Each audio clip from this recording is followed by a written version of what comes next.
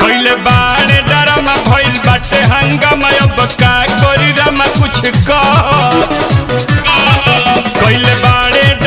भइल बाटे हंगामा अब का करी रामा कुछ कह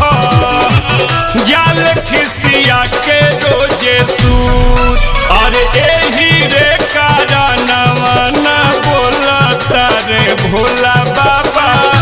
चिलम चोरा के ले गइल मोर लागो ताकि लेके असो जइहे नहीं देवा घर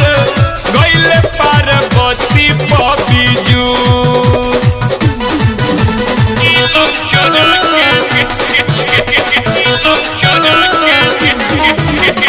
बोलो बोलो बाबा नीलकंठ भगवान की। तुरी लैनी धतुरा सब सवख कैनी पूरा कुछ रहे ना अधूरा तब जाके तुरी लैनी धतुरा सब सवख कैनी पूरा कुछ रहे ना अधूरा तब जाके बबलू हल चल पा भइले खूब